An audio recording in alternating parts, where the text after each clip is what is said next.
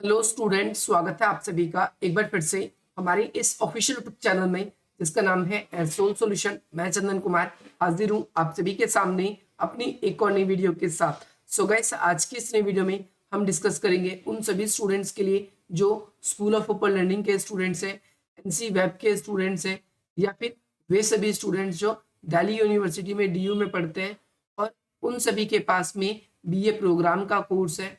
और साथ ही साथ में वे सभी स्टूडेंट्स या तो थर्ड सेमेस्टर में या फिर वो सभी स्टूडेंट्स फोर्थ सेमेस्टर में हिंदी पढ़ रहे हैं। तो आज की नई वीडियो उन सभी के लिए इंपॉर्टेंट है, क्योंकि आज हम आप सभी के लिए मोस्ट इंपॉर्टेंट एक चैप्टर के सार के बारे में बात करेंगे, क्योंकि इससे आप सभी के एग्जाम में क्वेश्चन जरूर बनेगा। और इस वीडियो को देखने के बाद में आप सभी इस चैप्टर से कोई व्यक्ति कोई भी क्वेश्चन पूछ ले, आप इजीली इस क्वेश्चन का आंसर दे पाओगे। तो चलिए ज्यादा देर न करते हुए आज की अपनी इस वीडियो को स्टार्ट करते हैं। और ये जो चैप्टर है जिसका नाम है मैं हार गई, इसकी लेखिका कौन है? मनु भंडारी जी इसकी लेखिका है। और ये दिल्ली यूनिवर्सिटी में पढ़ने वाली ही एक लेखिका है, जैसा कि अभी आप पढ़ रहे हो दिल्ली यूनिवर्सिटी में। और इसी के साथ इन्होंने अपने साहित्य अध्ययन जो है वो यहीं पर से पहले अध्ययन का कार्य शुरू किया, फिर अध्यापन का, और अंत में वो एक बड़ी लेखक भी बनती है। और 2021 में ही इनकी अभी भी मृत्यु हुई है। तो चलिए ज्यादा देर न करते हुए आज की अपनी इस वीडियो को स्टार्ट करते हैं। सबसे पहली बात तो मनु भंडारी, जिनके द्वारा ये कहानी रची गई है या ये कहानी लिखी गई है, जिनकी रचयिता कौन है? मनु भंडारी जी रचयिता है। और कहानी का नाम है मैं हार गई। और ये आजादी के बाद में जो राजनेता हुए हमारे देश के, उनके चरित्र किस प्रकार के हैं उसी के ऊपर बेस्ड ये पूरा का पूरा चैप्टर है। कि इन्होंने जो ये मैं हार गई जो ये चैप्टर लिखा है, ये आजादी के बाद में किस प्रकार जो हमारे राजनेता है उनका चरित्र कुछ किस प्रकार का है, इसका इन्होंने वर्णन किया है। इस कहानी में मनु भंडारी जी ने एक ऐसे नेता या फिर ऐसे नेता को बनाने की कोशिश करी है जिसके अंदर जो है समस्त गुण होंगे। ध्यान से सुनना है आप सभी को कि इस चैप्टर के अंदर जो लेखिका जी हैं मनु भंडारी, इन्होंने क्या किया है, एक अपने एक ऐसे कैरेक्टर, एक ऐसे पात्र को रचने की बनाने की कोशिश करी है जिसके अंदर एक नेता के सभी गुण होंगे। क्योंकि आजादी के बाद में हमने नेताओं का जो चरित्र है या नेताओं की जो प्रवृत्ति है वो कहीं ना कहीं घटती हुई पाई है। और इसी को देखते हुए, इसी को समझते हुए इन्होंने आजादी के बाद में एक ऐसे चरित्र का नेता बनाने की कोशिश करी है जो सबको पसंद आए। नेता शब्द की जो उत्पत्ति के बारे में उन्होंने बताया है, नेता शब्द की उत्पत्ति किस धातु से हुई है? ध्यान रखना है, नी धातु से हुई है, जिसका अर्थ होता है ले जाना। इस प्रकार नेता एक ऐसा समूह, एक ऐसा संगठन या एक ऐसे देश का संचालन करता है जो देश की आने वाली पीढ़ी को उनके जो भी लक्ष्य होते हैं, उनके मन में जो भी सरकार से अपेक्षा होती है या फिर जनता के विकास के जो मुख्य कार्य होते हैं, उन कार्यों की पहचान करके नेता समाज के अंदर उन कार्यों को करने की कोशिश करता है जिनकी जरूरत जनता को है। तो इस जगह पर हमने दो चीज समझी कि भाई इस कहानी में जो मनु भंडारी जी है, उन्होंने आजादी के बाद में जो किस प्रकार से नेताओं की प्रवृत्ति है तो उसको दर्शाया है। दूसरी बात, जो नेता शब्द है इसकी उत्पत्ति नी धातु से हुई है, जिसका अर्थ होता है कि भाई ले जाना। इस प्रकार से हम देखते हैं ले जाने का मतलब यहाँ पर सिंपल सा आप सभी के लिए ये है कि एक ऐसा व्यक्ति जो किसी समूह से संबंध रखता है, किसी संगठन से संबंध रखता है या किसी देश की सरकार से संबंध रखता है, वो जनता को उनकी इच्छाओं को ध्यान में रखता है और उन्हें आगे की तरफ ले जाता है। आई होप आपको ये क्लियर होगा। इसके अलावा इस लेख में मनु भंडारी जी ने अपने देश और समाज के लिए नायक में क्या क्या गुण होने चाहिए, यानी आजकल के नेता के अंदर किस प्रकार की छवि होनी चाहिए, किस प्रकार के गुण होने चाहिए, क्या अवगुण उसके अंदर नहीं होना चाहिए, इसके बारे में इन्होंने अपने इस चैप्टर के अंदर बताया है। साथ ही उन्होंने यह भी बताया है कि आजकल के जो नेता होते हैं वो दो प्रकार के होते हैं। पहला नेता वह होता है जो देश में, दुनिया में लोगों के लिए एक आदर्श है, यानी दुनिया के अधिकतर नेता उन नेताओं की तरह ही बनना चाहते हैं जिसमें स्वामी विवेकानंद जी, भगत सिंह जी, चंद्रशेखर आजाद जी, सुभाष चंद्र बोस जी, ना गांधी जी, नेहरू जी और डॉक्टर BR अम्बेडकर जी। ये कुछ ऐसे प्रमुख नेता हैं जो दुनिया के लिए आदर्श है, जिन्होंने दुनिया के लिए या पूरे सोसाइटी के लिए, अपने समाज के लिए अपने समय में इन्होंने बहुत ही ज़्यादा बेहतर काम किए हैं और इसीलिए इन्हें जाना भी जाता है।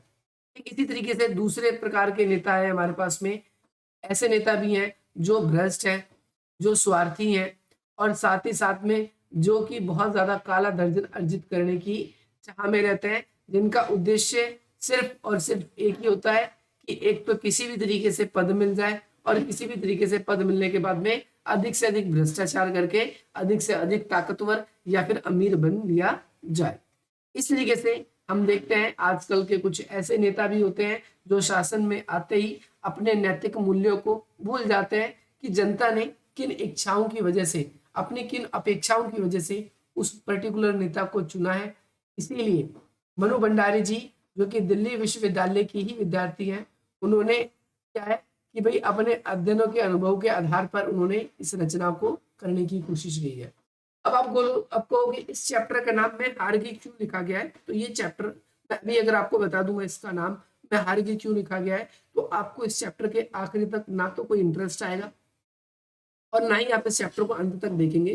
तो इसीलिए मैं चाहता हूं कि आप लोग अच्छा स्कोर करें, क्योंकि लॉन्ग क्वेश्चन भी इस जगह से आपके पेपर में बनेगा।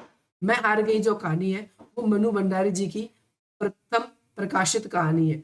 प्रथम प्रकाशित कहानी का मतलब ये है कि ये सबसे टॉप प्रकाशित कहानी में से एक है, जिसका नाम जो है आप देखोगे ये पत्रिका नामक एक इनकी जो ग्रंथ है उसके अंदर ही मैं हार गई एक छोटा सा भाग है, उसके अंदर ये क्या है रचना की गई है, उसी के अंदर ये रचना की गई है। आप सभी को ध्यान रखना है, इस कहानी में आज के जो नेता है उनका चित्रण किया गया है। कहानी कुछ इस प्रकार से शुरू होती है। इस कहानी को जब आप स्टार्ट करोगे, बुक में पढ़ोगे या आप कहीं पर भी, तो लेखिका क्या होती है, जो मनु भंडारी जी है, वो एक कवि सम्मेलन में, आपको पता है दिल्ली यूनिवर्सिटी में कवि सम्मेलन रेगुलर कॉलेजेस में अरेंज किया जाता है, ओपन वाले बच्चों के लिए नहीं किया जाता। तो वहां पर कवि सम्मेलन हुआ, उस सम्मेलन में लेखिका वहां पर थी और उसके साथ में, लेखिका के साथ में कई अन्य कवि भी थे और सभी क्या कर रहे थे, अपनी कहानियां सुना रहे थे। कोई कविता सुना रहा था, कोई चुटकुले सुना रहा था, सभी अपनी तरफ से कुछ ना कुछ क्या कर रहे थे, प्रस्तुत कर रहे थे। और वहां पर थोड़ी ही देर में एक कविता प्रस्तुत की गई और उस कविता का शीर्षक क्या था, शीर्षक का मतलब टाइटल, उस चैप्टर का, उस कविता का टाइटल था मेरे बेटे का भविष्य। इस कविता में क्या होता है मैं आपको बता देता हूँ कि एक पिता क्या करता है, अपने पुत्र के भविष्य का अनुमान लगाने के लिए वह अपने कमरे में 3 वस्तुएं मतलब सामने रख देता है और खुद छुपकर क्या करता है, उसकी सारी की सारी प्रतिक्रिया नोट करता है या देखता है। वो 3 चीजें क्या थी, सबसे पहला एक अभिनेत्री की तस्वीर, दूसरे नंबर पे क्या था, एक शराब की बोतल, और तीसरे नंबर पे क्या था, एक प्रति गीता की रख देता है। प्रति गीता का मतलब यह है कि एक जो हमारी धार्मिक बुक है गीता, उसको रख देता है कि बच्चों को ये देखना चाहता है, फादर नोट करना चाहता है कि बच्चा आखिर करता क्या है, और पिता खुद पर्दे के पीछे छिपकर ये सारी की सारी बेटे की जो प्रतिक्रिया है उसको नोट करता है या देखता है। बेटा जैसे ही कमरे में प्रवेश करता है तो उसने कुछ प्रतिक्रियाएं करी जो कि इस प्रकार से है या फिर जो निम्नलिखित है। सबसे पहला, बेटे ने सबसे पहले नेत्री लिखा है, अभिनेत्री की तस्वीर देखकर प्रसन्न होता है, पहले खुश होता है, खूब मजे। फिर शराब की बोतल खोलकर 2 ढक्कन शराब पीता है। तीसरी बात, फिर वह गंभीर मुद्रा में बिल्कुल शांत होकर बैठ जाता है और गीता की जो प्रति है अपनी बाहों में यानी अपनी साइड में वो क्या करता है, दबा लेता है और बाहर निकल जाता है। 3 एक्टिविटी उसने करी। अब भाई बेटा चला गया कमरे के बाहर, बेटे को बाहर जाने के बाद में ये सारी हरकत किसने नोट करी, तो कहोगे पिताजी ने नोट करी, और पिताजी को विश्वास हो जाता है कि उसका बेटा लगता है आजकल का नेता बनेगा। तो इट्स मीन वहां पर लेखिका भी मौजूद थी और जब वहां पर एक कवि ने ये कहा कि भाई शराब पी, अभिनेत्री को देख के खुश हुआ और जो है धार्मिक कार्य तो बिल्कुल भी नहीं किए, मतलब कुछ पढ़ना चाहिए था, लिटरेचर बुक जो थी उसके पास में, स्क्रिप्चर बुक जो थी उसको पढ़ना चाहिए था पर उसको बिल्कुल भी नहीं पढ़ा। तो इस तरीके से जो एक अन्य कविता वो व्यंग करता है, वो यहाँ पर ये बात कहता है भाई आजकल का लगता है नेता मेरा बेटा बनेगा या आजकल का नेता बनेगा लग रहा है मेरा बेटा, ठीक है। तो यहाँ पर जो मनु भंडारी जी ने उनको वहां पर जो, क्योंकि वो भी सभा कक्ष में थी तो उनको काफी ज्यादा खीज लगती है, गुस्सा आता है, क्योंकि उनके पिता भी एक नेता थे और उनके पिता एक आदर्श नेता थे, वह अपने पिता की तरह बड़ी होकर एक अच्छा नेता बनना चाहती थी और देश समाज या हमारे जो कंट्री है उसके लिए कुछ प्राउड करना चाहती थी। यह सुनकर सभी जो दर्शक हैं वो तो क्या करते हैं, हुंटिंग करने लगते हैं, सभी चिल्लाने लगते हैं, ताली बजाने लगते हैं, कहते हैं अरे वाह भाई वाह, मजा आ गया मजा आ गया।